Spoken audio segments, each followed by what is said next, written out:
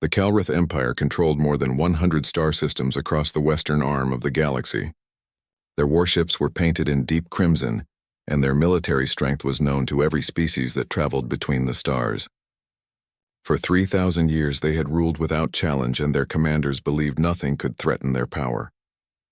When their long-range monitoring stations picked up strange radio signals coming from a small yellow star, they paid little attention at first. The signals were weak and primitive, and the scientists who studied them reported that they came from a species that had barely left their own. Planet Commander Velroth was a decorated officer of the Calreth Third Fleet, and he had seen many primitive worlds in his long career. When the report about the human signals reached his desk, he read it with mild interest and then called his senior officers to the war room of his flagship. The ship was called Crimson Dawn, and it was one of the largest vessels in the fleet. The war room was a circular chamber with holographic displays that could show entire star systems in perfect detail. Velroth stood at the center and activated the display showing the Sol system. The other officers gathered around him and watched as the information scrolled across the screens. The humans had sent out radio waves in all directions without any encryption or protection. They had included mathematical formulas and music and even the exact location of their homeworld. One of the broadcasts showed a golden disc with pictures and sounds that explained everything about human civilization. Velroth's mandibles clicked together in a gesture that meant amusement among his people. His tactical officer was named Saren, and he had served with Velroth for 20 years. Saren pulled up additional data and showed it to the group. The humans had chemical rockets and small space stations orbiting their planet. They had no shields and no plasma weapons, and their largest ships could barely reach their own moon. According to every measurement the Calreth had, the humans were at least 500 years behind the Empire in terms of technology. Velroth made his decision quickly because he saw no reason to delay. The Sol system would be claimed for the Empire, and the humans would be integrated into the labor caste where they could be useful. It was standard procedure that the Calreth had followed dozens of times before. He ordered 3 battle cruisers and 12 support vessels to be prepared for the journey. The fleet would travel to Sol and demand surrender, and if the humans resisted, they would be crushed with minimal effort. The other officers agreed with the plan because it seemed perfectly reasonable. No one questioned whether the intelligence might be outdated or incomplete. No one wondered why the human broadcasts had suddenly stopped decades ago. The Calreth were confident in their superiority, and that confidence had never failed them before. They began preparations for the invasion and estimated that the entire operation would take less than 1 standard month. Velroth reviewed the mission parameters one final time before dismissing his officers. The humans would be given one chance to surrender peacefully, and if they refused, the Calreth would destroy their military capabilities and occupy their major cities. The resources of the Sol system would be extracted over the following years, and the human population would be relocated to worlds where their labor was needed. It was efficient and profitable and entirely within the rights granted to the Empire by ancient treaties. What Velroth did not know was that the signals his people had intercepted were old transmissions from a time when humans believed the universe would welcome them with open arms. Those early broadcasts had been sent by optimistic scientists who thought that any species capable of traveling between stars must be peaceful and wise. The humans had waited for a response to their messages, and when none came, they had continued broadcasting for several more years. They had sent out probes with golden records and built larger radio telescopes to listen for answers. But then something changed in human thinking.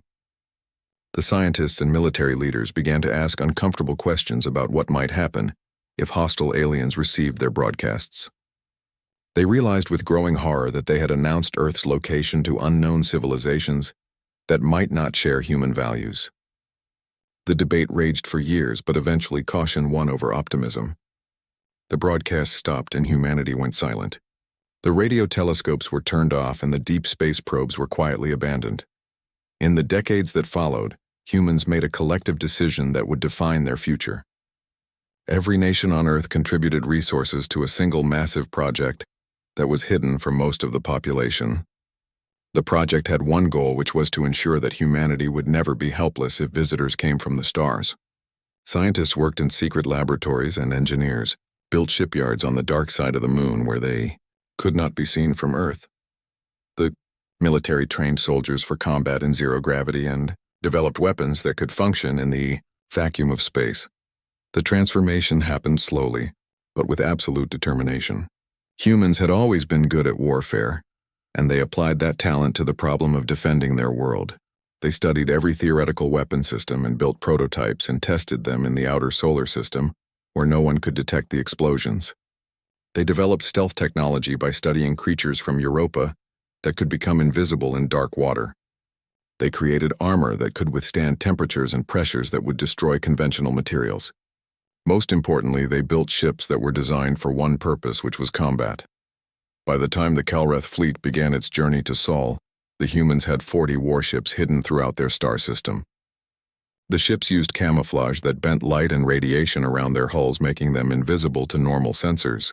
They carried railguns that could accelerate metal projectiles to a fraction of light speed, and missiles with nuclear warheads that had been refined far beyond the primitive bombs of earlier centuries.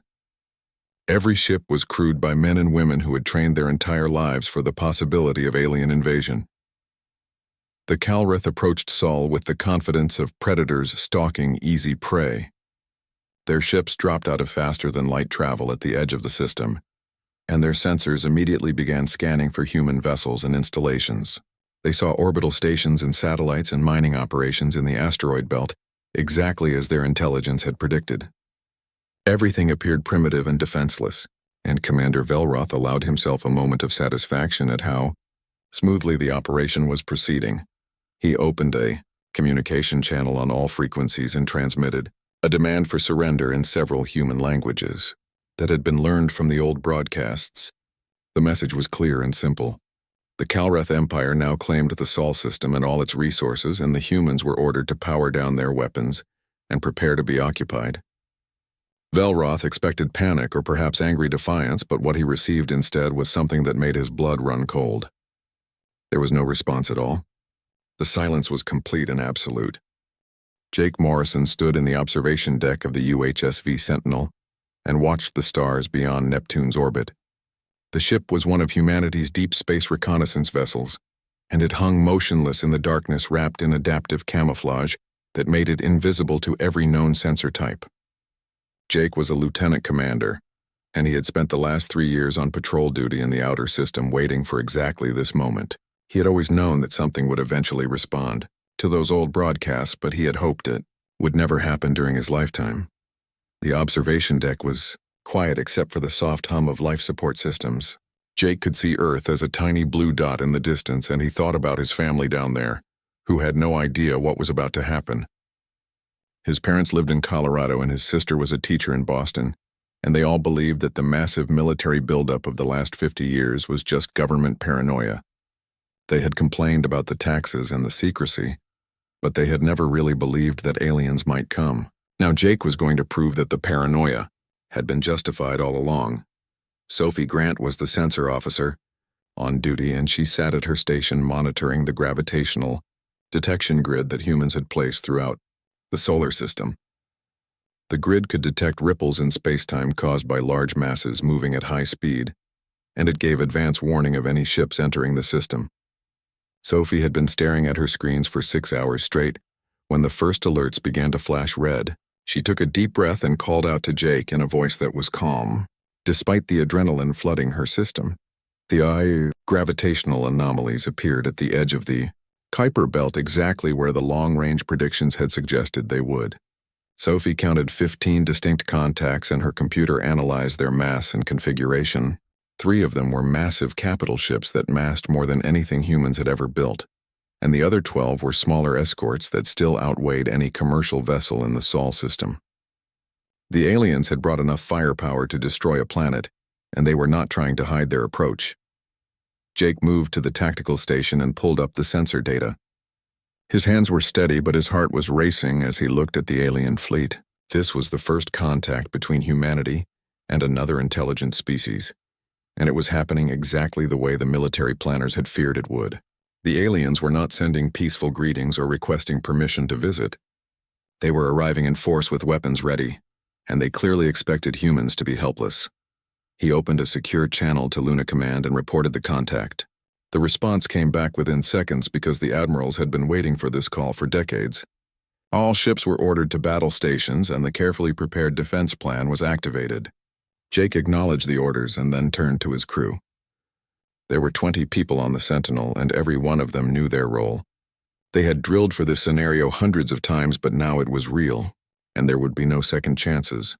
The Calreth fleet came to a full stop just inside the orbit of Neptune and began scanning the inner system. Their sensors were powerful and sophisticated, but they were designed to detect ships that used conventional technology. They could find vessels that produced heat signatures or electromagnetic emissions, but they could not detect the human ships that had been specifically designed to avoid such detection. The Calreth saw exactly what humans wanted them to see, which was a solar system full of primitive infrastructure and no military presence. Commander Velroth stood on the bridge of the Crimson Dawn and reviewed the tactical display with satisfaction. Everything matched the intelligence reports and there were no surprises. The human space stations were broadcasting on multiple frequencies, and their power signatures indicated that they were functioning normally. Mining ships were moving between asteroids and satellites were in standard orbits around Earth and Mars. It all looked perfectly peaceful and perfectly vulnerable. Saren operated the communication system and sent out the surrender demand on all human frequencies. The message was translated into English and Mandarin and Spanish and several other languages that the Calreth had learned from intercepted broadcasts. Velroth expected an immediate response because primitive species always reacted emotionally when confronted with superior force. They would either surrender quickly or make defiant speeches about fighting to the last. Either way, they always responded. But the humans did nothing. No transmissions came from Earth or any of the stations, and the mining ships continued their work as if nothing had happened. Velroth felt the first stirring of unease. He ordered Saren to repeat the message and increase the signal strength to make sure the humans could hear it. Saren complied and sent the demand again, but there was still no response. The silence stretched on for 5 minutes and then 10, and Velroth began to wonder if something was wrong with the translation. He checked the records and confirmed that the languages were correct. The humans should have been able to understand the message perfectly. The escort vessel Talon's Edge was patrolling the outer perimeter of the Calreth formation when something hit it. The impact was sudden and devastating, and the ship's shields never had time to activate. One moment the Talon's Edge was transmitting routine status reports, and the next moment it exploded in a ball of superheated gas and metal fragments. The other Calreth ships detected the explosion and immediately went to high alert, but their sensors could not identify what had attacked. Jake watched the first kill from the Sentinel's view screen and felt a grim satisfaction. The UHSV Defiance had fired the shot from a position 3,000 kilometers away, using railguns that accelerated tungsten penetrators to 3% of light speed. The projectiles had crossed the distance in less than a second and struck the alien ship before it could react. The Defiance had remained cloaked throughout the attack and was now repositioning for another shot. Alarms began screaming on the Crimson Dawn, and Velroth demanded a tactical report. His crew was in chaos as they tried to understand what had happened. The sensors showed debris where the Talon's Edge had been, but they could not detect any enemy ships or weapons fire. It was as if the escort had simply exploded on its own. Velroth knew that was impossible, and he ordered all ships to deploy sensor drones and scan for threats. The drones launched and spread out across thousands of kilometers. They were sophisticated devices that could detect everything from neutrino emissions to quantum fluctuations, but they found nothing. The space around the Calreth fleet appeared empty. Yet even as the drones searched, another ship shuddered under impact. This time the shields managed to absorb some of the damage, but the vessel was badly hurt and began venting atmosphere. The crew sent out a distress call, but they could not tell their commanders where the attack had come from. Sophie tracked all 12 human warships on her display and watched as they moved through the Calreth formation like ghosts. The aliens were panicking now, and their fleet was breaking apart as individual captains tried to maneuver away from invisible threats. It was exactly what the human battle plan had predicted. A disciplined formation could defend itself effectively, but a scattered group of ships was vulnerable to being picked off one at a time. Jake gave the order for the Sentinel to join the attack. The ship's weapons were lighter than those of a dedicated warship, but they were still lethal. The Sentinel dropped into position above a Calreth escort and fired a spread of missiles. The missiles were not visible on radar, because they used the same stealth coating as the ships and they struck the alien vessel from above and below simultaneously. The escort's shields collapsed and its hull ruptured in multiple places. It did not explode like the first ship, but it was clearly out of the fight. Velroth watched his fleet die around him and realized with absolute certainty that he had made a terrible mistake. The humans were not primitive. They were not helpless. They had been waiting in silence for someone to come, and they had prepared a welcome that was efficient and brutal. He grabbed the communications console and broadcast an emergency retreat order to all surviving ships. Pride no longer mattered. Survival was the only thing that counted now. The Calreth fleet tried to retreat, but humanity had learned many lessons during their decades of preparation, and one of the most important was to never let an enemy escape. The human ships had positioned themselves in a sphere around the alien formation, and now they closed in from all directions.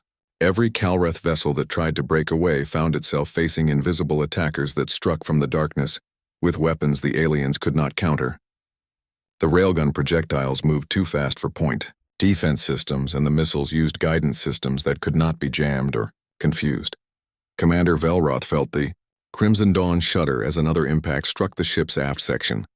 The shields were holding for now, but they were designed to deflect energy weapons, and they were far less effective against solid projectiles traveling at relativistic speeds. He could hear his crew shouting reports and damage assessments, but it all blended together into a chaos of sound that made it hard to think. His tactical officer, Saren, was dead and the body lay crumpled against a collapsed bulkhead where falling debris had crushed it. Jake Morrison had moved the Sentinel into a position directly above the Calreth flagship, and he studied the massive ship through his view screen. It was beautiful in a way, with sweeping curves and that distinctive crimson armor that the Calreth were so proud of. But beauty did not matter in combat, and Jake had a job to do. He opened a channel to the other human ships and coordinated the final attack.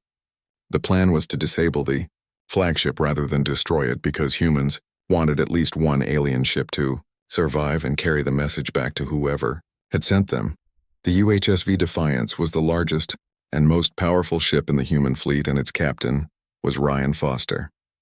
Ryan had served in the Space Defense Force for 15 years, and he had trained specifically for this moment. His ship carried the heaviest railguns that human engineers could build, and when he fired them, the recoil was strong enough to shift the Defiance's orbit. The tungsten penetrators were each 3 meters long and massed 2 tons, and they left the railguns at 90,000 kilometers per second. The Defiance dropped her camouflage for exactly 2 seconds so that her weapons could fire. In that brief window, the ship became visible on every Calreth sensor, and Ryan knew that the aliens were finally seeing what had been killing them. The human warship was angular and utilitarian, with none of the artistic design elements that the Calreth favored. It looked like what it was, which was a machine built for the single purpose of destroying other ships. The railguns fired, and the Defiance immediately reactivated her camouflage and moved to a new position. The penetrators crossed the distance to the Crimson Dawn in less than half a second. The Calreth shields tried to stop them, but solid matter moving at 3% of light speed carried kinetic energy that shields could not dissipate. The projectiles punched through the shields as if they did not exist and then struck the flagship's hull. The crimson armor that was supposed to be impenetrable might as well have been paper. The penetrators went through it and continued deep into the ship's interior, where they released their energy in devastating shockwaves. Velroth was thrown from his command chair as the ship bucked under the impact. Emergency lighting activated and cast everything in red shadows. The main power systems were failing, and he could feel the deck tilting as the ship's artificial gravity fluctuated. Atmosphere was venting from multiple breaches, and he could hear the high-pitched whistle of air escaping into vacuum. He pulled himself to his feet and stumbled to the damage control station, where one of his surviving officers was trying to assess the situation. The report was catastrophic. The Crimson Dawn had lost main propulsion and weapon systems, and life support was failing in half the ship. Casualties were over 60% and climbing. The ship was dying, and there was nothing Velroth could do to save it. He made his way to the communications station and sent out a general broadcast to all Calreth vessels. The message was simple and desperate. All ships were ordered to retreat immediately, using whatever faster-than-light capability they still possessed. They were not to stop or regroup. They were to jump to safety and get as far from this cursed system as possible. Sophie Grant monitored the Calreth fleet from her station on the Sentinel and watched as the survivors tried to escape. Of the 15 ships that had entered the Sol system, only 4 were still capable of faster-than-light travel. The others were either destroyed or so badly damaged that they could only limp along on conventional drives. She reported the status to Jake and waited for orders. The human battle plan called for total elimination of the enemy force, but she knew that some commanders were arguing for letting a few ships escape. Jake opened a command, channeled to Luna Command, and requested guidance. The response came from Admiral Catherine Blake, who was the supreme commander of all human space forces. Her voice was calm and professional as she gave the order. 1 Calreth ship was to be allowed to escape. Just 1. The others were to be destroyed or captured. The Admiral wanted the enemy to know that humans were dangerous, but she also wanted them to be uncertain about just how dangerous. Letting 1 damaged ship limp home would accomplish both goals. The Crimson Dawn was the ship that Catherine Blake selected for survival. It was the flagship, and its commander would be able to give the best report to his superiors. Jake acknowledged the orders and passed them to the rest of the human fleet. The other ships understood immediately and shifted their attacks to the remaining Calreth vessels. The slaughter continued for another 30 minutes until every alien ship except the Crimson Dawn was either destroyed or surrendered. The humans had not lost a single vessel. Ryan Foster brought the Defiance alongside one of the surrendered Calreth escorts and prepared a boarding team. The team was led by Lieutenant Amy Chen, who had trained in zero-gravity combat since she was 18 years old. Amy and her squad wore powered armor that made them look like mechanical monsters, and they carried weapons that could cut through ship hulls.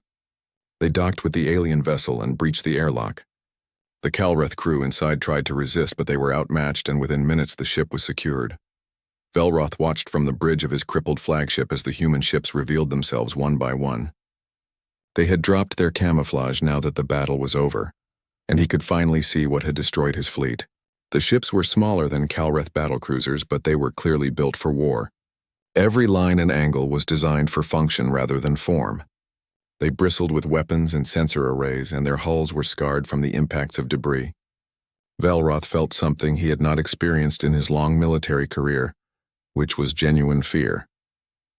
A transmission came through on the Calreth command frequency, and Velroth activated it with a shaking hand. The voice that spoke was human, and it used the Calreth language with perfect pronunciation. The speaker identified herself as Admiral Catherine Blake, and she informed Velroth that his ship was being allowed to leave. He was to return to Calreth space and report what had happened here. He was to tell his superiors that the Sol system was defended, and that any future incursion would be met with overwhelming force. The transmission ended without giving Velroth a chance to respond. The Crimson Dawn's engineers managed to restore enough power to the faster-than-light drive for 1 jump. Velroth ordered the navigation officer to plot a course to the nearest Calreth outpost and prepare to jump as soon as possible. He did not want to spend 1 more second in this system. As his ship began to charge its drive, he looked at the tactical display and counted the human vessels that were now visible. There were 12 warships and several support craft, and he realized with horror that this might not even be the full strength of the human fleet.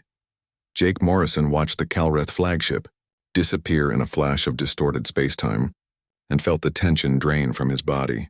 The battle was over and humanity had won. He looked around the bridge of the Sentinel and saw the same exhausted relief on his crew's faces. They had done what they trained for, and they had survived. Sophie gave him a tired smile, and Jake returned it. Then he opened a channel to all human ships and ordered them to begin recovery operations. There were prisoners to secure and wreckage to analyze and reports to file, but right now Jake just wanted a moment to breathe. The Crimson Dawn limped through Calreth space, leaving a trail of debris and frozen atmosphere behind it. The faster-than-light jump had stressed the damaged ship almost to the breaking point, and several sections had suffered complete structural failure. Commander Velroth had sealed off those areas and focused on keeping the remaining crew alive long enough to reach safety. They drifted for 3 days before a patrol ship found them and sent emergency repair teams.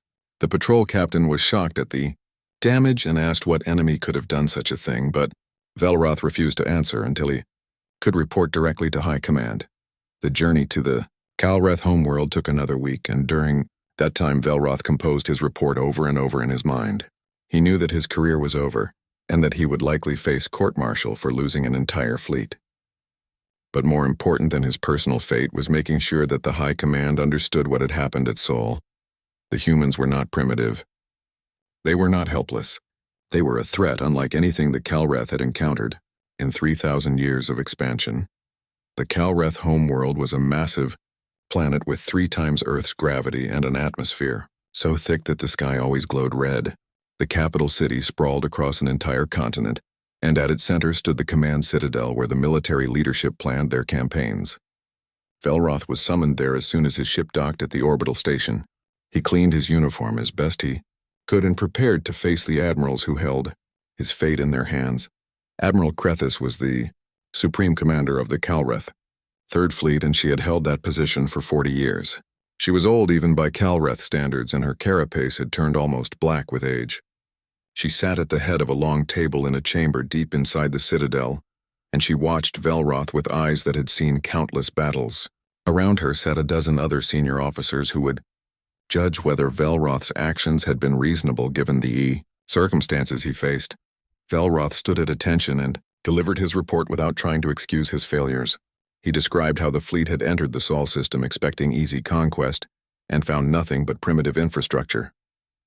He explained the surrender demand and the silence that followed.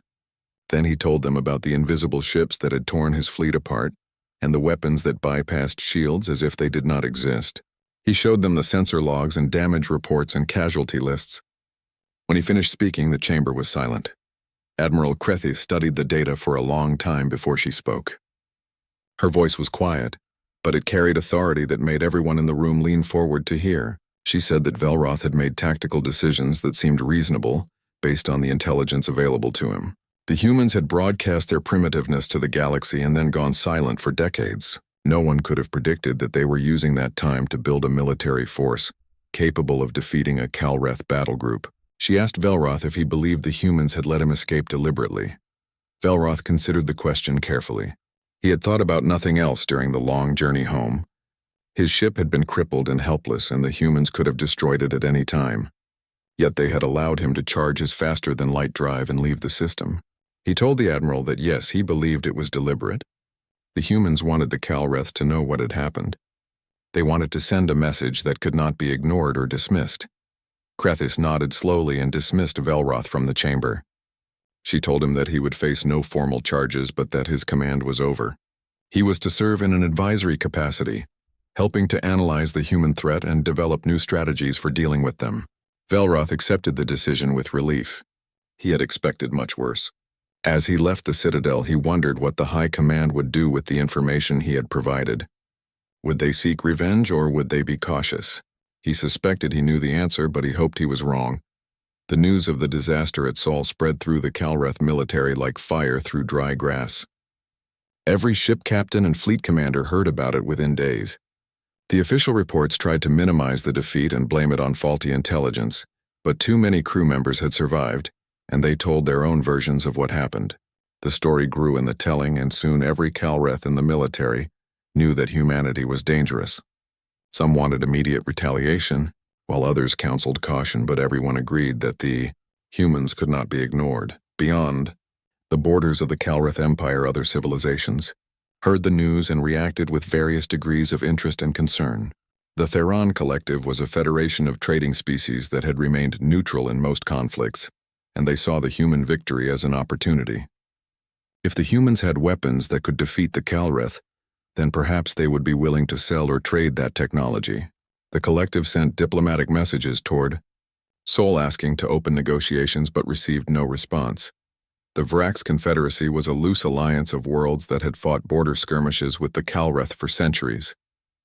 They were thrilled to hear that someone had bloodied the Empire's nose, and they began planning how to establish contact with humanity. The Vrax were cautious by nature, though, and they decided to send only small civilian ships rather than military vessels. They did not want the humans to think they were another invasion force. On Earth, the revelation of the secret military buildup caused exactly the kind of chaos that the government had hoped to avoid. For 50 years, the people had been told that their taxes were funding infrastructure and research, but now they learned the truth. Massive shipyards had been built on the far side of the moon, where Earth-based telescopes could not see them.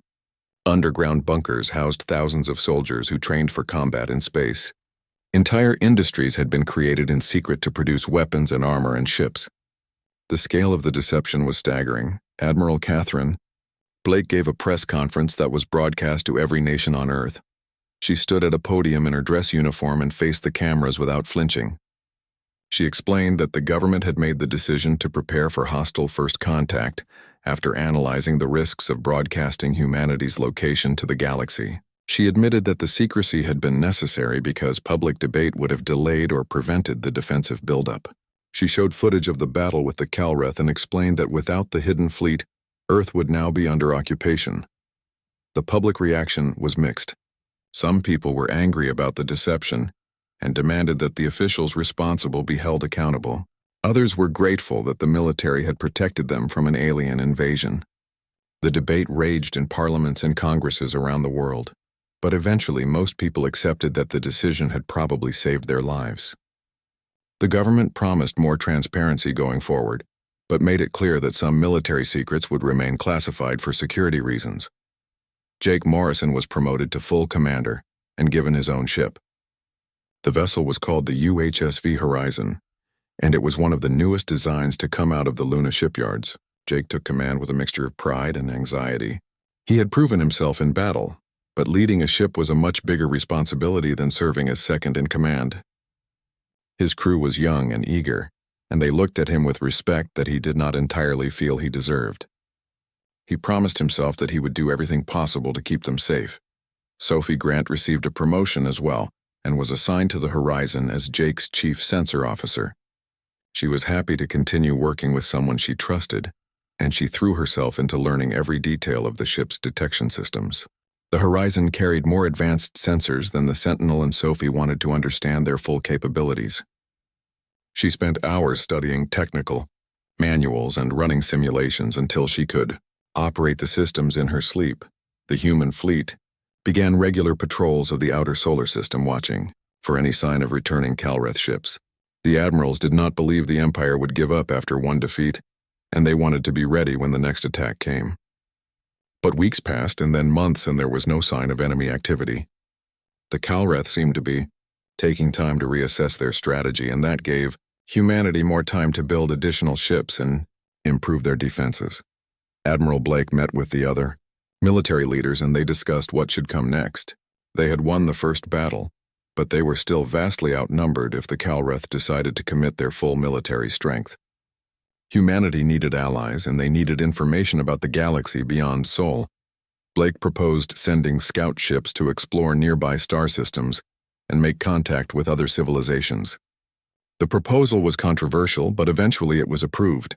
Humanity would no longer hide in their solar system waiting for threats to find them.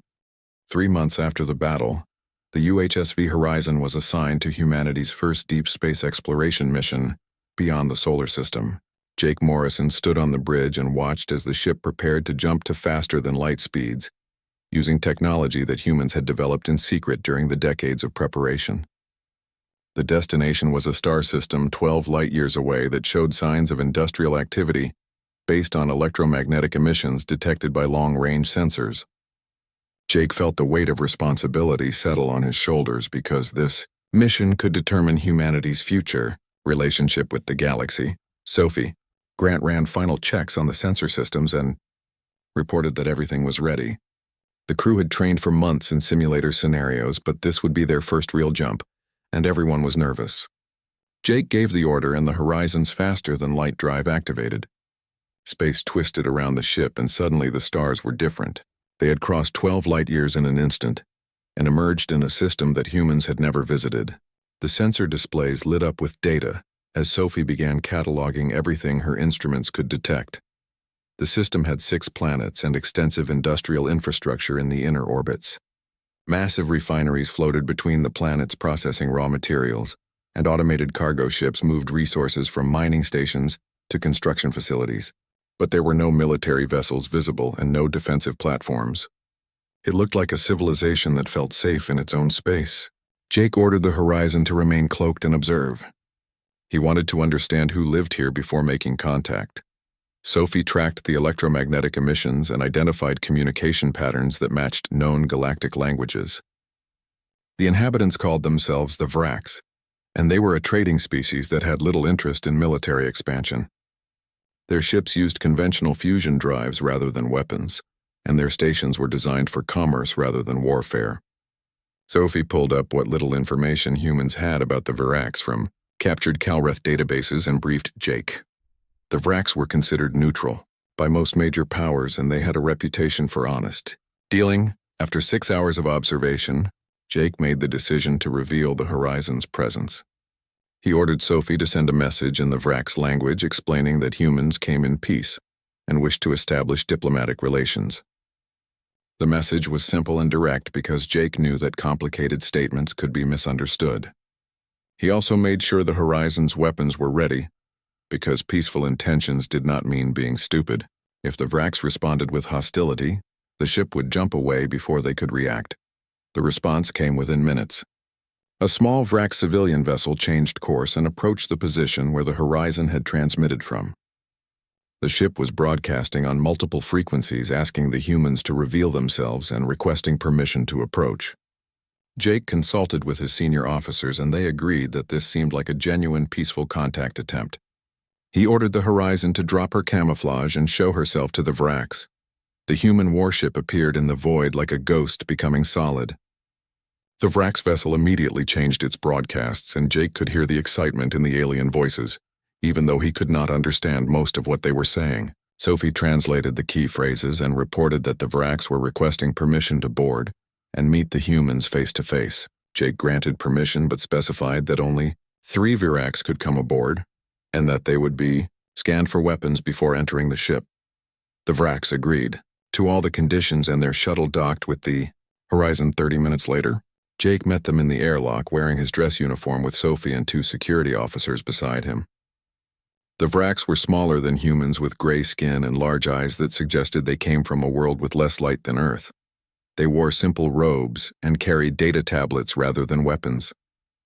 Their leader introduced herself as Merchant Captain Lyra, and she spoke English, with only a slight accent that suggested she had learned the language from intercepted human broadcasts. Lyra explained that the Vraks had heard about what happened at Sol, and they were impressed by humanity's military capabilities. She said that the Vraks Confederacy wished to establish trade relations with humanity and share information about the galaxy. In return, they hoped humans would be willing to share some of their stealth technology, because the Vraks often had problems with pirates. Jake listened carefully and asked questions about Vrak society and their relationship with the Calreth Empire. Lyra answered honestly and explained that the Vraks tried to remain neutral in conflicts between major powers. The meeting lasted for 3 hours, and by the end Jake felt that he understood the Vraks well enough to trust them with basic information about humanity. He explained that humans were new to galactic politics and wanted to learn more before committing to any alliances. He offered to exchange cultural information and establish a communication channel between Earth and the Vraks' home world. Lyra accepted enthusiastically and provided coordinates for several Vraks trading posts where human ships would be welcome. After the Vraks departed, Jake sent a full report to Admiral Blake describing the encounter. The Admiral responded within hours and authorized Jake to continue exploring and making peaceful contacts with any species that seemed trustworthy. She also warned him that the Calreth were reportedly building a much larger fleet, and that humanity needed as many friends as possible before the Empire decided to try again. Jake acknowledged the orders and began planning the next phase of the mission. The Horizon visited 3 more systems over the following weeks and made contact with 2 additional civilizations. One was a species of aquatic beings who lived on water worlds and had little interest in expansion. The other was a group of artificial intelligences who had outlived their biological creators and now maintained automated factories throughout their territory. Both species were curious about humans and willing to establish diplomatic relations. Jake began to realize that the galaxy was more diverse and complicated than anyone on Earth had imagined. Back in the Sully system, Admiral Blake was dealing with the political consequences of humanity's emergence onto the galactic stage. The Theron Collective had finally received a response to their messages, and they were negotiating trade agreements with Earth's civilian government. The agreements were controversial because they required humans to share information about their technology in exchange for access to galactic markets. Blake argued that the trade was worth it because humanity needed resources and knowledge that could not be obtained any other way. Calreth Empire remained silent about their intentions, but intelligence reports suggested they were indeed building a new fleet. The ships under construction were larger and more heavily armed than the vessels that had attacked Sol and the Calreth were, reportedly developing new weapons specifically designed to counter human stealth technology. Blake responded by accelerating humanity's own shipbuilding program and establishing defensive platforms throughout the solar system. She was determined that if the Calreth came back, they would find Earth even harder to conquer. Jake received new orders to take the Horizon deeper into unexplored space and map potential, routes that could be used for trade or military operations. The mission would last 6 months and take the ship farther from Earth than any human had ever traveled. Jake gathered his crew and explained the mission parameters. He saw excitement and fear in their faces, but also determination. They were pioneers exploring unknown territory, and they understood the importance of what they were doing. The Horizon jumped to a system 40 light-years from Earth and began detailed surveys of the planets and asteroid fields. Sophie discovered traces of ancient ruins on the 4th planet, suggesting that an advanced civilization had once lived there, but was now extinct. Jake ordered a landing team to investigate, and they brought back artifacts that would take years to study. The discovery was important because it proved that galactic civilizations could fail and disappear. Humanity needed to be careful not to make the same mistakes. During the return journey, the Horizon detected a distress signal from a Vrax merchant ship that was under attack by pirates. Jake did not hesitate. He ordered the ship to jump to the location and engage the pirates. The Horizon appeared without warning and destroyed the pirate vessels in less than a minute. The Vrax crew was saved, and they expressed gratitude in messages that Sophie translated. Jake realized that humanity was starting to build a reputation, not just as warriors, but as protectors of peaceful species. Admiral Blake reviewed Jake's reports and realized that humanity's strategy needed to evolve. They could not simply hide in the Sol system and hope the galaxy would leave them alone. They needed to become active participants in galactic affairs and build a network of allies who would stand with them against threats like the Calreth Empire. She proposed a new initiative that would establish permanent human diplomatic missions in friendly systems and create a rapid response fleet that could defend human interests throughout the region. The proposal was approved by Earth's unified government, and within months human diplomats were arriving at alien worlds with offers of friendship and mutual defense. The diplomats were carefully selected for